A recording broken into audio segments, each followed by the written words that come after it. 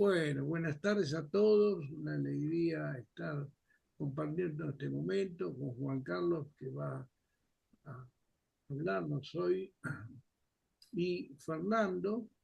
Realmente esperamos que el Señor hable a través de Juan Carlos. Y bueno, ya que estamos en este momento, y justamente habíamos estado comentando, expresar que lamentamos el fallecimiento del Papa Francisco y, eh, y justamente estuvimos compartiendo anécdotas de la vida de él, ¿no? Un hombre realmente muy humano y muy del pueblo, que es lo que más se destaca en la vida de Francisco. En ningún momento se sintió superior a nadie, al contrario, un hombre muy sencillo, muy humilde y que vivió para su vocación para la iglesia, ¿no? Bueno, entonces, con mucho gusto, Juan Carlos, te vamos a escuchar, pero antes voy a hacer una pequeña oración muy cortita para que el Espíritu Santo nos guíe. Señor Jesús, gracias por este encuentro, que el Espíritu Santo, aquel que realmente tiene toda la riqueza de Dios en sí mismo, nos guíe, nos abra los ojos, nos ilumine y que podamos realmente recibir de ti todo eso que tú tienes para enriquecer nuestra vida. En nombre del Padre, del Hijo y del Espíritu Santo. Amén. Muy bien, Juan Carlos, cuando gustes. Estábamos hablando siempre de temas vinculados con la fe, y las fórmulas de la fe, los credos. Habíamos leído especialmente los dos credos más importantes de la tradición cristiana católica. El credo, digamos, el de los apóstoles y el de Nicea-Constantinopla.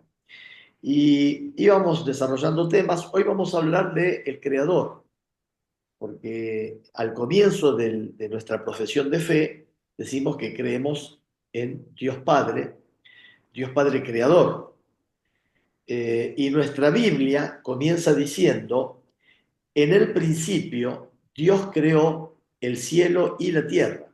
Esto es Génesis 1:1, primer versículo de la Biblia. Con estas palabras solemnes comienza la Sagrada Escritura.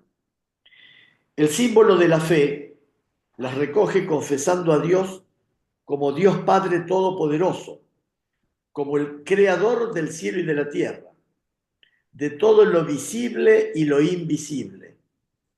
Hablaremos pues primero del creador, luego de su creación, finalmente de la caída del pecado de la que Jesucristo, el Hijo de Dios, vino a levantarnos.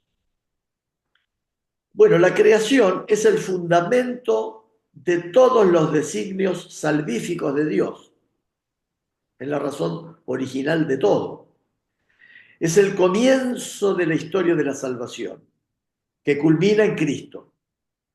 Inversamente, el misterio de Cristo es la luz decisiva sobre el misterio de la creación, pues revela el fin en vista del cual al principio Dios creó el cielo y la tierra.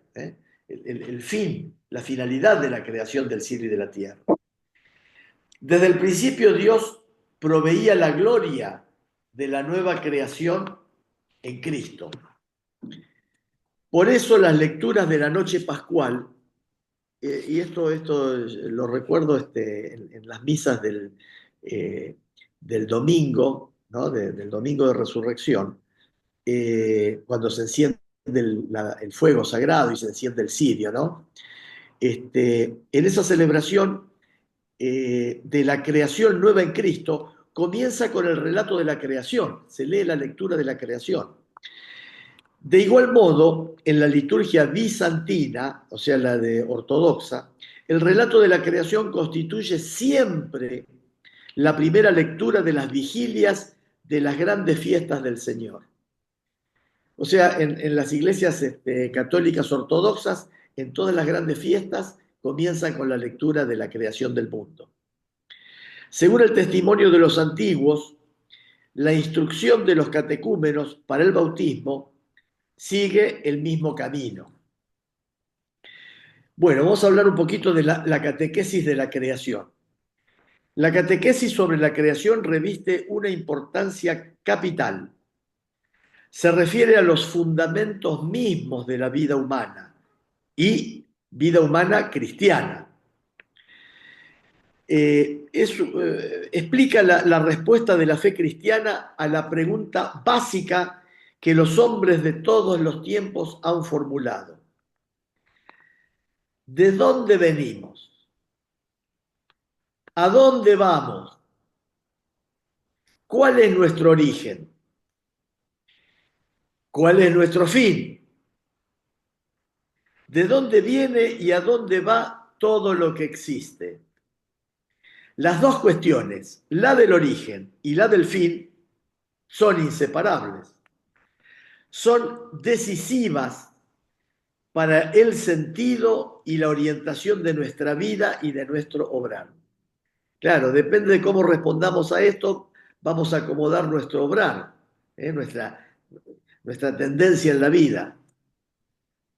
La cuestión sobre los orígenes del mundo y del hombre es objeto de numerosas investigaciones científicas que han enriquecido magníficamente nuestros conocimientos sobre la edad y las dimensiones del cosmos, el devenir de las formas vivientes, la aparición del hombre.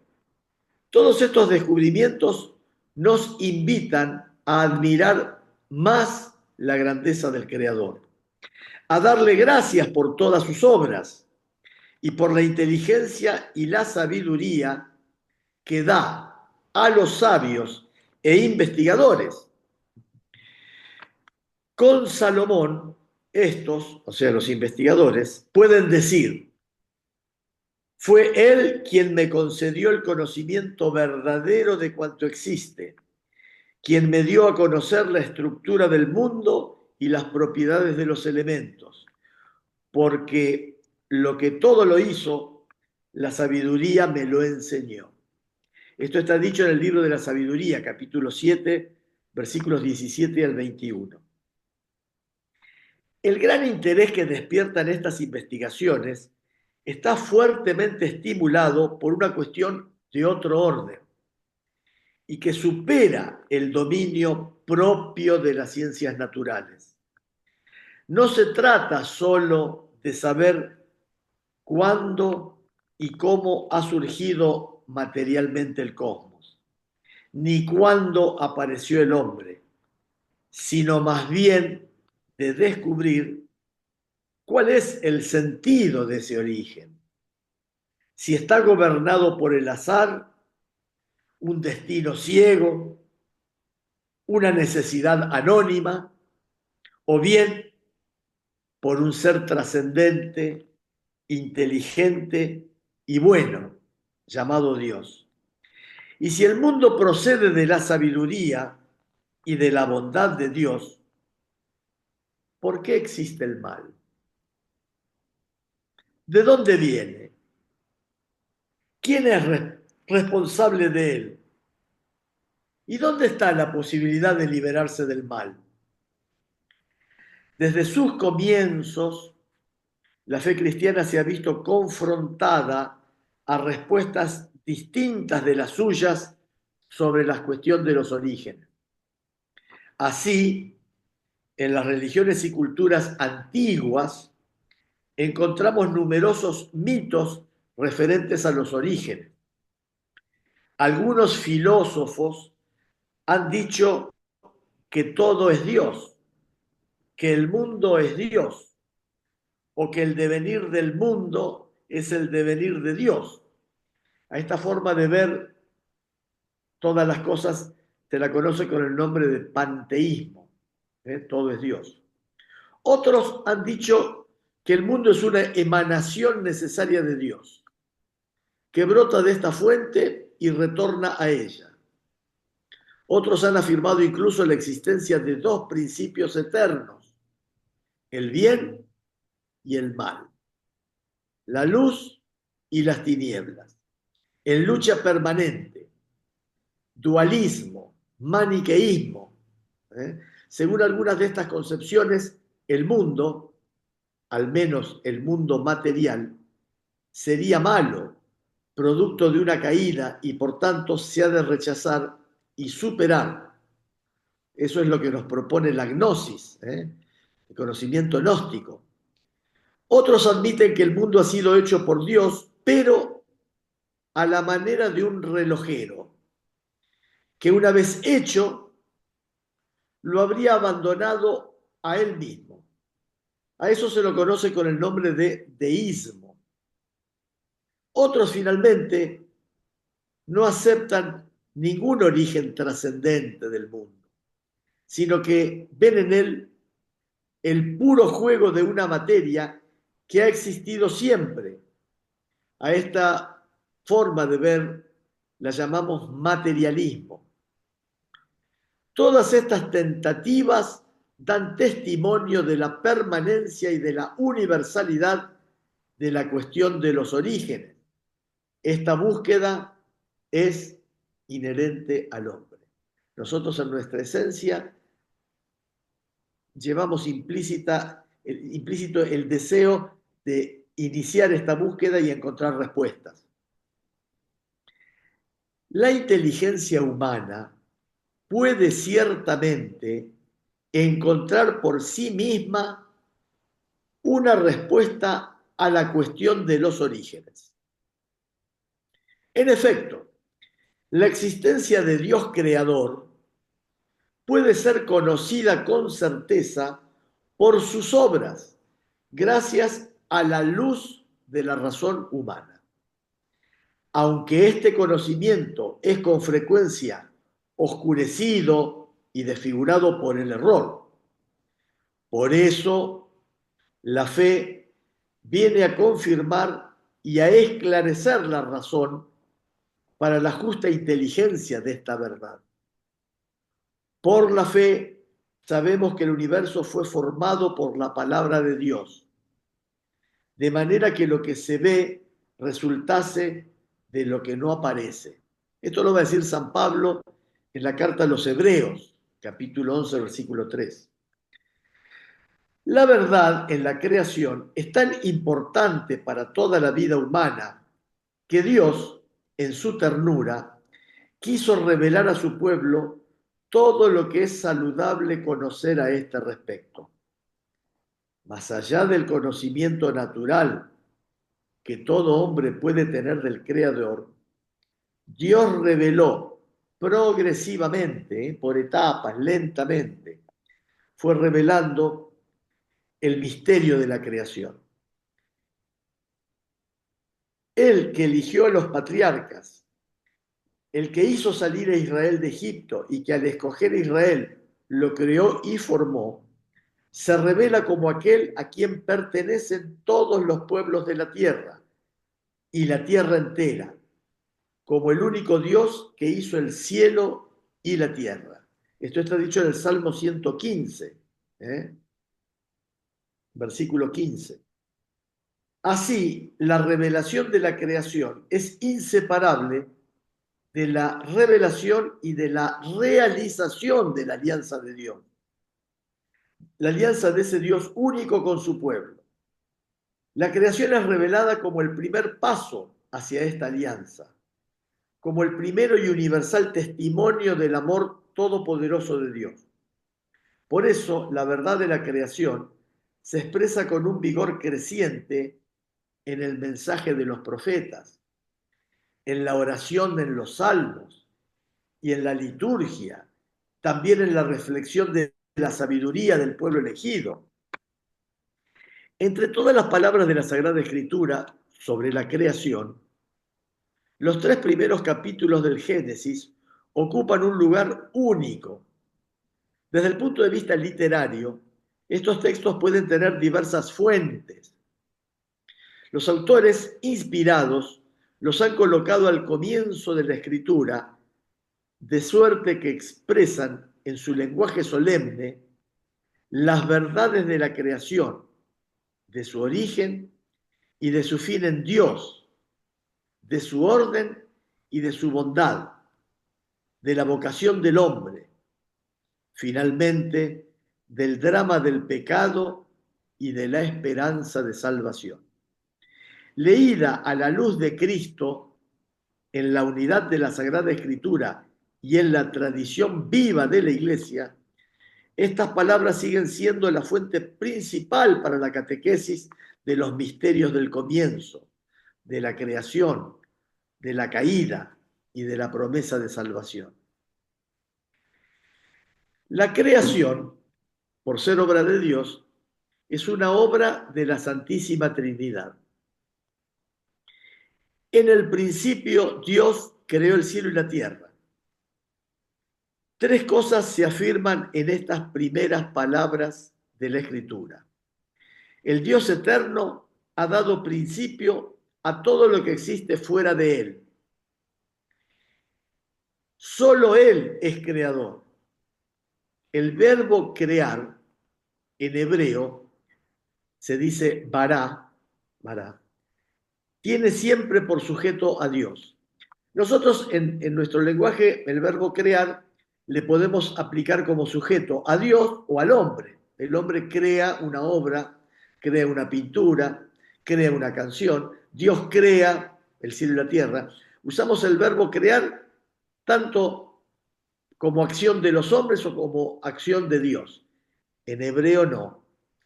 El único que usa el verbo bará para crear el universo es Dios. El único sujeto de bará es Dios. Tiene siempre por sujeto a Dios. La totalidad de lo que existe, expresada en la fórmula el cielo y la tierra, depende de aquel que le da el ser. En el principio existía el verbo, y el verbo era Dios. Todo fue hecho por él, y sin él nada ha sido hecho. Evangelio de Juan, capítulo 1, los primeros 3 versículos, del 1 al 3. El Nuevo Testamento revela que Dios creó todo por el Verbo eterno, su Hijo amado. En Él fueron creadas todas las cosas, en los cielos y en la tierra. Todo fue creado por Él y para Él. Él existe con anterioridad a todo, y todo tiene en Él su consistencia. Esto lo va a decir San Pablo en la epístola a los Colosenses, capítulo 1, versículos 16-17. La fe de la Iglesia afirma también la acción creadora del Espíritu Santo. Él es el dador de vida, el Espíritu creador, la fuente de todo bien.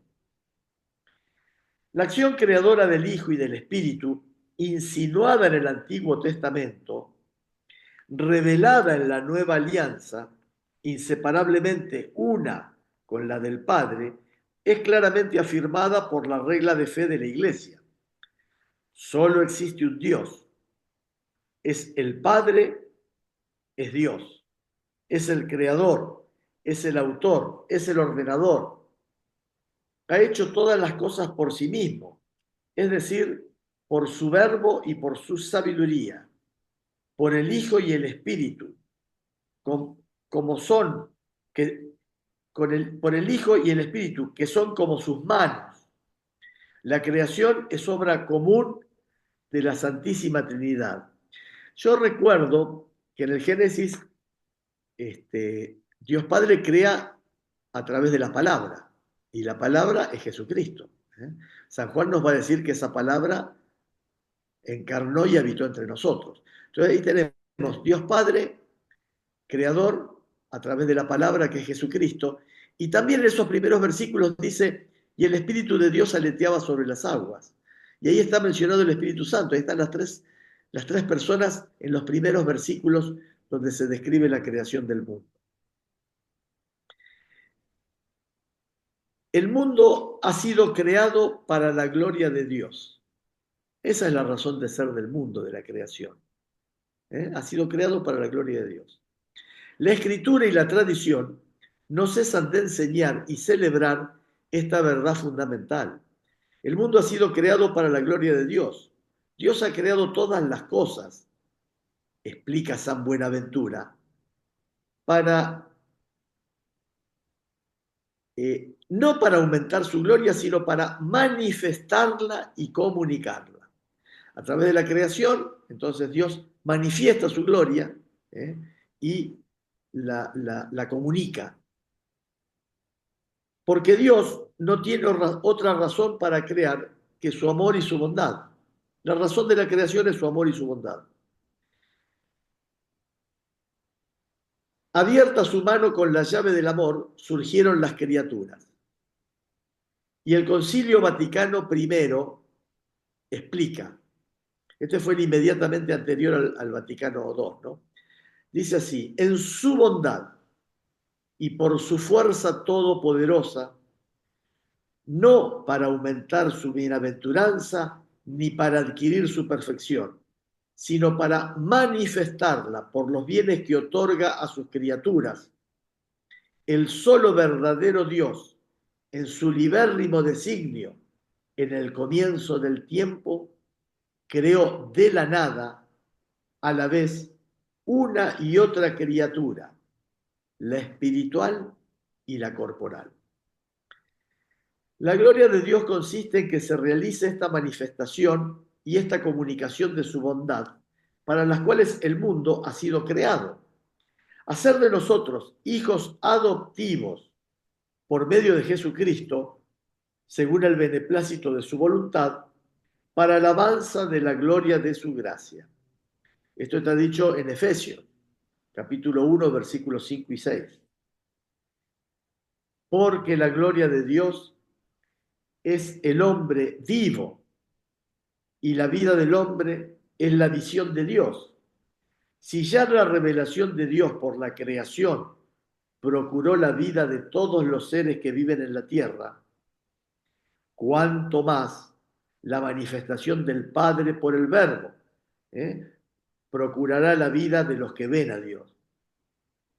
El fin último de la creación es que Dios, creador de todos los seres, sea por fin todo en todos. Esto lo dice San Pablo en la primera carta de los Corintios, capítulo 5, versículo 28. Procurando al mismo tiempo su gloria y nuestra felicidad.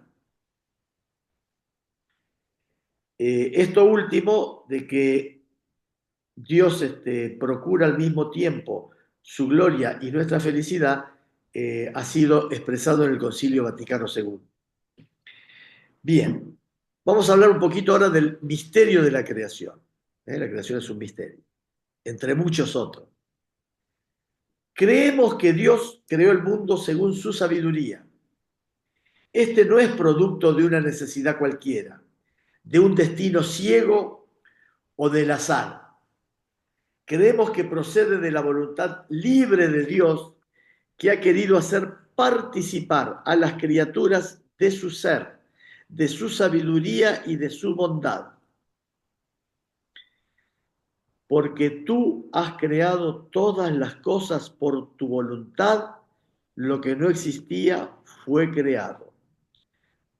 Apocalipsis 4:11. Cuán numerosas son tus obras, Señor. Todas las has hecho con sabiduría. Salmo 104, versículo 24. Bueno es el Señor para con todos, y sus ternuras sobre todas sus obras. Salmo 145, versículo 9. Dios crea todo de la nada. Creemos que Dios no necesita nada preexistente ni ninguna ayuda para crear. La creación tampoco es una emanación necesaria de la sustancia divina. Dios crea libremente de la nada. ¿Qué tendría de extraordinario si Dios hubiera sacado el mundo de una materia preexistente? Un artífice humano, cuando se le da un material, hace de él todo lo que quiere. mientras que el poder de Dios se muestra precisamente cuando parte de la nada para hacer todo lo que quiere. La fe en la creación de la nada está atestiguada en la Escritura como una verdad llena de promesa y de esperanza. Así, la madre de los 7 hijos macabeos los alienta al martirio. Este libro de los macabeos creo que no está en la Biblia Reina Valera, es uno de los libros deuterocanónicos. Bueno, en el libro de los macabeos dice: yo no sé cómo aparecisteis en mis entrañas, ni fui yo quien os regaló el espíritu y la vida, ni tampoco organicé yo los elementos de cada uno. Pues así el creador del mundo, el que modeló al hombre en su nacimiento y proyectó el origen de todas las cosas, os devolverá el espíritu y la vida con misericordia. Porque ahora no miráis por vosotros mismos a causa de sus leyes. Te ruego, hijo, que mires al cielo y la tierra, y al ver todo lo que hay en ellos, sepas que a partir de la nada lo hizo Dios, y que también el género humano ha llegado así a la existencia. Este está en el segundo libro de los Macabeos, capítulo 7, versículos 22, 23 y 28. Puesto que Dios puede crear de la nada, puede por el Espíritu Santo dar la vida del alma a los pecadores, creando en ellos un corazón puro, y la vida del cuerpo a los difuntos mediante la resurrección. Él da la vida a los muertos y llama a las cosas que no son para que sean. Esto está dicho en Romanos 4:17. Y puesto que por su palabra puede hacer resplandecer la luz en las tinieblas, puede también dar la luz de la fe a los que lo ignoran. Esto del poder de Dios creador a través de la palabra, y la palabra que es Jesucristo, obviamente que la palabra de Jesucristo es todopoderosa. Este es uno de los signos por los cuales creemos que en la última cena, el poder de la palabra del Señor es eficaz por el solo invocarlo, por el solo decirlo, transformar el pan en su cuerpo y en su sangre, el pan y el vino en su cuerpo y en su sangre. Por su palabra creó todo lo que existe. Por su palabra puede obrar también ese misterio, que frente a toda la creación es también un misterio asombroso. Dios crea un mundo ordenado y bueno. Porque muchas veces están aquellos que se desilusionan, que dicen que el mundo es malo, que el mundo, en fin, con sus problemas. De todos modos, nosotros creemos que la creación es una creación ordenada y una creación buena. Porque Dios crea con sabiduría. La creación está ordenada. Tú todo lo dispusiste con medida, número y peso. Libro de la Sabiduría, capítulo 11, versículo 20. Creada en y por el Verbo Eterno. Creada en y por el Verbo Eterno. Imagen del Dios invisible. Siempre se ha dicho que Jesucristo es la imagen del Dios invisible.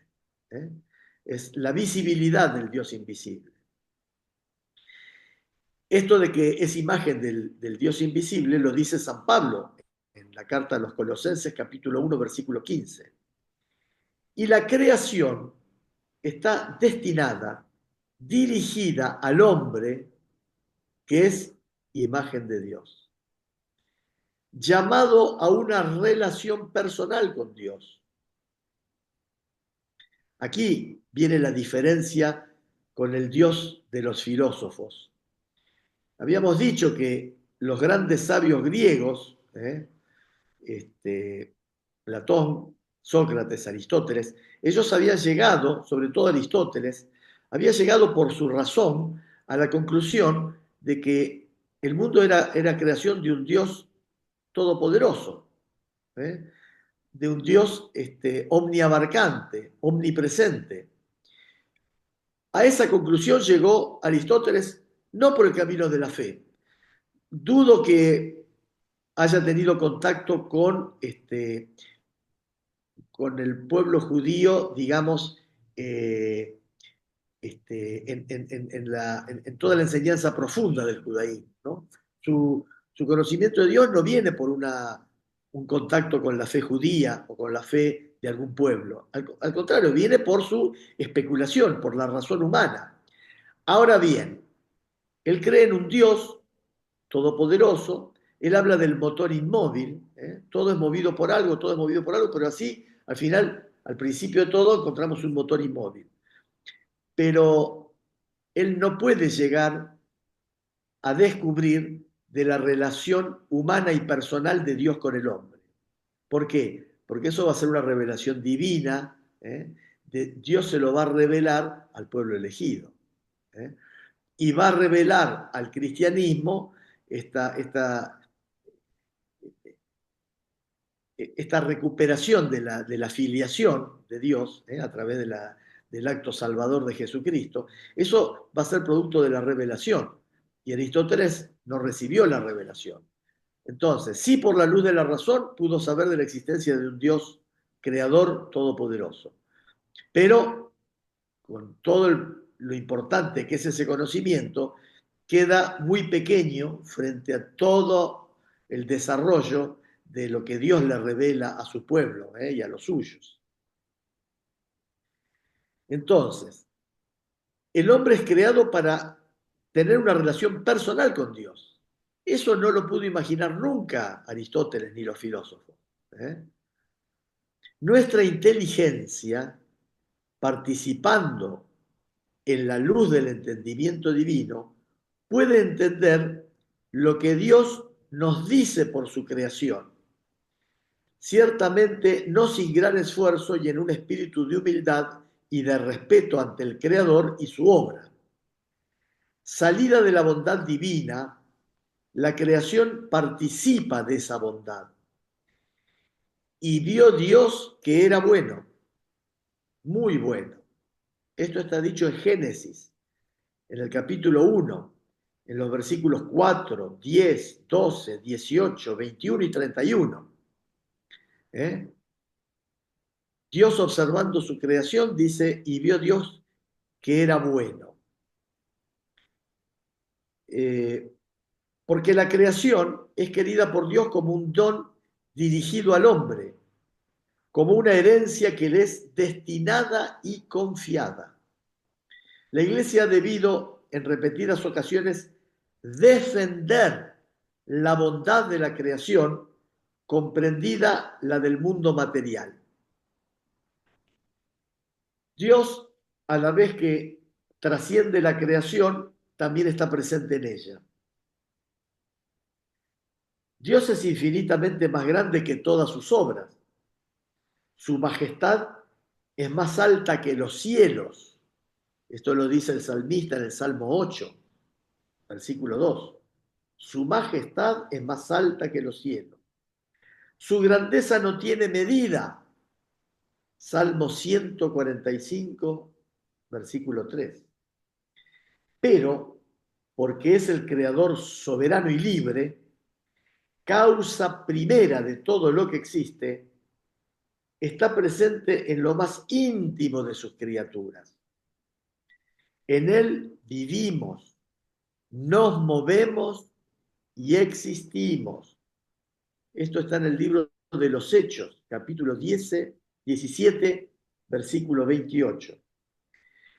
Y según las palabras de San Agustín, Dios es superior, supo mero en interior indiro mero. Dios está por encima de lo más alto que hay en mí y está en lo más hondo de mi intimidad. Bueno, es interesante. Él dice, está por encima de lo más alto que hay sobre mí y está en lo más hondo de mi intimidad. Yo recuerdo, hay un pasaje del Evangelio donde Jesús va a decir, el reino de los cielos está en vosotros, refiriéndose a la interioridad del alma humana. Dios conduce y mantiene la creación. Realizada la creación, Dios no abandona a su criatura a ella misma. No solo le da el ser y el existir, sino que la mantiene a cada instante en el ser, le da el obrar y la lleva a su término. Reconocer esta dependencia completa con respecto al Creador es fuente de sabiduría y de libertad, de gozo y de confianza. Es que la creación no ha sido concluida, no es una obra terminada. La creación está siendo. Esto se ve muy claramente cuando en el matrimonio el sacerdote les compromete a los contrayentes, a marido y mujer, a colaborar con el Creador en la transmisión de la vida. Es decir, con cada vida nueva que se crea, se sigue creando el universo y la creación. Dios sigue creando y el hombre y el ser humano colaborando con esa obra divina por un acto libre. Amas a todos los seres y nada de lo que hiciste aborreces, pues si algo odiases, no lo hubieras creado. ¿Y cómo podría subsistir cosa que no hubieses querido? ¿Cómo se conservaría si no lo hubieses llamado? Mas tú todo lo perdonas porque todo es tuyo, Señor, que amas la vida. Libro de la Sabiduría, capítulo 11, versículos 24 al 26. Ahora vamos a ver que Dios realiza su designio. Vamos a hablar de la divina providencia. La creación tiene su bondad y perfección propias, pero no salió plenamente acabada de las manos del Creador. Lo que decíamos, no fue una obra ya terminada, finalizada, concretada. Fue creada en estado de vía hacia una perfección última por alcanzar. Una perfección que debe alcanzar todavía, a la que Dios la destinó. Llamamos divina providencia a las disposiciones por las que Dios conduce la obra de su creación hacia esta perfección. Dios guarda y gobierna por su providencia todo lo que creó, alcanzando con fuerza de un extremo al otro del mundo y disponiéndolo todo con dulzura. Libro de la Sabiduría, capítulo 8, versículo 1. Porque todo está desnudo y patente a sus ojos. Hebreos 4:13. Incluso lo que la acción libre de la criatura producirá. El testimonio de la Escritura es unánime. La solicitud de la divina providencia es concreta e inmediata. Tiene cuidado de todo, de las cosas más pequeñas hasta los grandes acontecimientos del mundo y de la historia. Las Sagradas Escrituras afirman con fuerza la soberanía absoluta de Dios en el curso de los acontecimientos. Nuestro Dios, en los cielos y en la tierra, todo cuanto le place lo realiza. Salmo 115, versículo 3. Y de Cristo se dice, si Él abre, nadie puede cerrar. Si Él cierra, nadie puede abrir. Libro del Apocalipsis, capítulo 3, versículo 7. Hay muchos proyectos en el corazón del hombre, pero solo el plan de Dios se realiza. Proverbios 19, 21.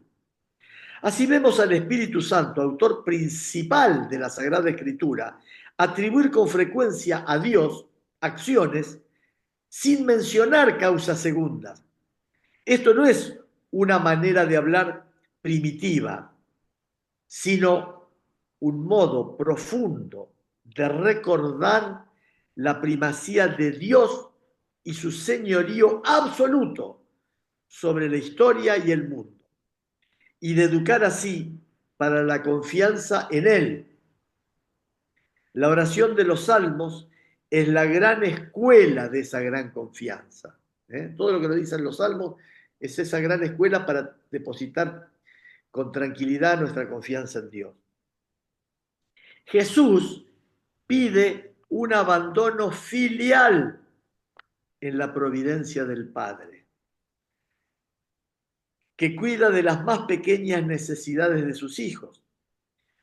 No andéis preocupados diciendo, ¿qué vamos a comer? ¿Qué vamos a beber? Ya sabe vuestro Padre Celestial que tenéis necesidad de todo eso. Buscad primero su reino y su justicia, y todas esas cosas se os darán por añadidura. Mateo 6, 31 al 33. Acá hay también una indicación de Jesucristo en abandonarnos a la providencia, lo que no quiere decir dejar de hacer nuestras acciones, cumplir con nuestros deberes, pero lo que sí dice que no tengamos esa preocupación que asfixia, que nos detiene, que nos inquieta, ¿qué vamos a comer mañana? Bueno, Dios de algún modo provee. Nosotros tenemos que trabajar, tenemos que cuidar lo que tenemos que cuidar y alejar esa inquietud insana. Si sabemos que la divina providencia actúa, esa inquietud insana se nos va. Entonces, nuestro obrar va a ser más libre, más productivo, más sano, más cristiano. Entonces, ¿por qué? Porque dice, buscar primero el reino y su justicia. Si yo en el conseguir mi pan, en el trabajar para mi pan, pienso primero en el reino, voy a evitar las ocasiones ilícitas de conseguir ese pan. Porque primero está el reino. En cambio, si yo estoy agobiado por la necesidad del pan y por ahí a lo mejor reduzco un poco hago un poco más flexible el cumplimiento de la voluntad de Dios. Y yo hablo por experiencia mía. Bueno, la providencia y las causas segundas. Dios es el Señor soberano de su designio, pero para su realización se sirve también del concurso de las criaturas. Esto no es un signo de debilidad, sino de la grandeza y la bondad de Dios Todopoderoso. Porque Dios no da solamente a sus criaturas la existencia, les da también la dignidad de actuar por sí mismas. Esto nunca lo había racionalizado, nunca lo había pensado.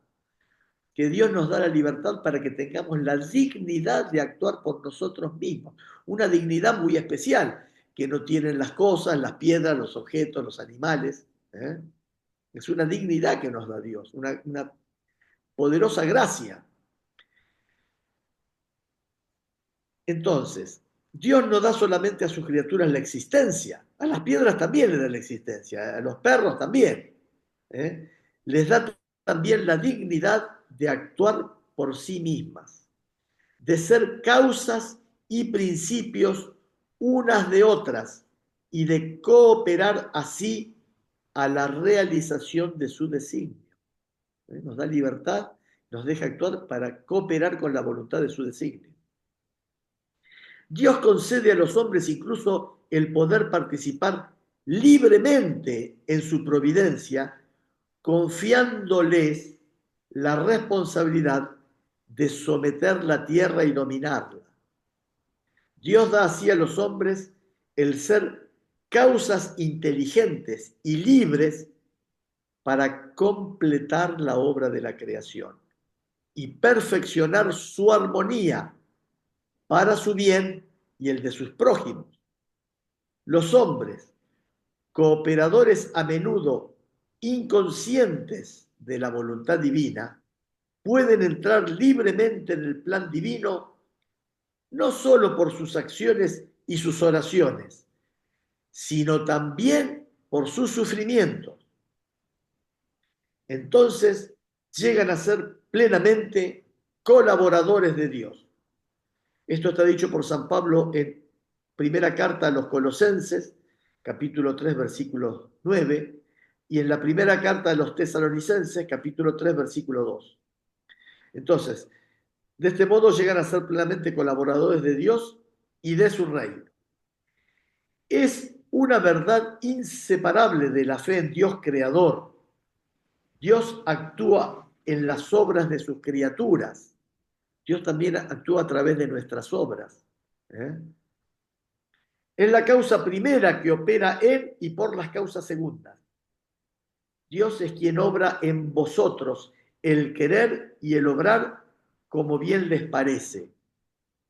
Voy a repetir esto. Dios es quien obra en vosotros el querer y el obrar como bien le parece. Esto está dicho por San Pablo en la carta a los Filipenses, capítulo 2, versículo 13. Esta verdad, lejos de disminuir la dignidad de la criatura, la realza. Sacada de la nada por el poder, la sabiduría y la bondad de Dios, no puede nada si está separada de su origen, porque sin el Creador la criatura se diluye. Menos aún puede ella alcanzar su fin último sin la ayuda de la gracia. Bueno, no sé cómo andamos con el tiempo, tenemos, ¿no? Un poquito más. Muy poquito. Bueno, entonces leo este último, el último tema que es siempre motiva. Sí, 5 minutos. 5 minutos. Vamos a hablar de la providencia y el escándalo del mal. Es un tema siempre que mueve a debate, a controversia, a duda.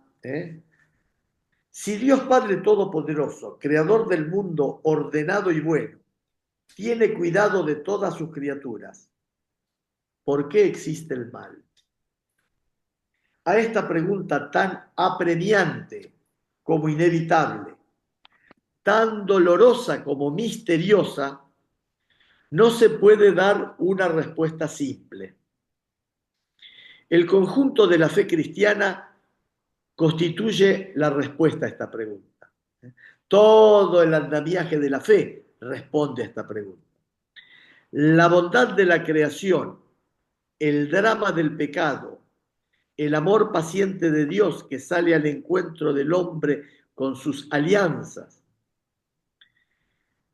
con la encarnación redentora de su Hijo, con el don del Espíritu, con la congregación de la Iglesia, con la fuerza de los sacramentos, con la llamada a una vida bienaventurada que las criaturas son invitadas a aceptar libremente, pero a la cual también libremente, por un misterio terrible, pueden negarse o rechazar.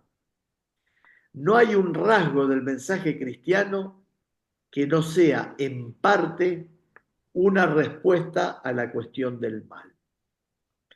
Pero, ¿por qué Dios no...? Bueno, yo voy a dejar la pregunta planteada y la próxima vez que me toque la desarrollamos. Pero, ¿por qué Dios no creó un mundo tan perfecto que en él no pudiera existir ningún mal? Dios es todopoderoso, crea todo. ¿Por qué no hizo un mundo perfecto donde no haya mal? Dejo planteada esa pregunta y si quieren... Eso lo pensé decir... muchas veces. Muchas veces. ¿Viste? Bueno, no sos el único y de hecho muchas personas se apartan de la fe cuando no encuentran es decir, cuando ocurren dos cosas. Se enfrentan a un drama serio, como la pérdida de un hijo, una desgracia, y a la par de la desgracia, ese dolor profundo y una fe floja que no tiene raíces, les hace o culpar a Dios o apartarse de la fe o quedarse en la incomprensión de todo, negarse a todo, ¿no? Pues, estos temas que estamos viendo nos enfrentan a las grandes preguntas universales de todos los hombres de todos los tiempos. Claro. El sentido de Eso, la vida. eso se siente más cuando uno pierde seres queridos, por ejemplo, ¿no? Por supuesto, claro. Ahí es donde uno Y más se cuestiona claro, eso. cuando hay un dolor agudo y no hay razones para sobrellevar ese dolor, uno dice, bueno, sufro, ¿y por qué tengo que sufrir? Yo Esa es pienso otra que también. ahí actúa el Espíritu Santo y la esperanza en la vida eterna, ¿no? Son dos grandes paliativos para eso. El Espíritu Claro, bueno, Santo nos hable, la vida eterna y por supuesto la comunión con los santos, ¿no? claro. Con los Es que otros uno a cristianos. veces, cuando escucha esto de ¿y por qué le pasó esto a mi hijo? Y porque yo no creo porque se me quemó la casa y me pasó esto. Y a veces uno tiene la tentación de querer iniciar una explicación, pero resulta que acá dice que la explicación no es simple y más bien eh, es todo el conjunto de la fe, no solo la fe proclamada, la fe vivida, la fe transmitida, todo lo de la fe se requiere para poder responder a esa pregunta. ¿Por qué Dios hizo un universo donde hay mal y hay gente que sufre? Bueno, El mismo Cristo este, sufrió. claro, El mismo Cristo. claro. Bueno, Y lo dejamos el mayor de los sufrimientos. para la próxima vez. Es Bueno, un muy buen planteamiento. pensemos durante la semana, cómo Sí, abordamos esto. por supuesto. Bueno, igualmente la semana que viene le toca a Fernando, después me Sí, toca sí, y claro. por último te toca a vos. Así que tienen tiempo para ir pensando. Le Sí, podemos es que tenemos la certeza por todos los pasajes que vimos de la Escritura de que la creación es una obra buena y está para gloria, para manifestar la gloria de Dios y para la felicidad del hombre. O sea, es todo amor y paz, pero aparece el aguijón y bueno, y entonces queda planteado. Bueno, muy bien. te Adelante, agradezco Alejandro. mucho, Juan Carlos, por tus palabras que alientan a la fe, ¿no? Indudablemente, a pesar del último planteo, alientan. Y después lo vas a explicar un poco más. Es que justamente tal vez sea por eso que hay que tener fe, ¿no? Porque si todo fuera perfecto, no haría falta la fe, ¿no? Tal vez ahí esté un poco la respuesta. Estará la explicación. Bueno, por la fe tenemos que Por la asumir fe, de que, claro, de que sí. Bueno, a ver si creemos en Jesucristo, todo lo podemos en Él.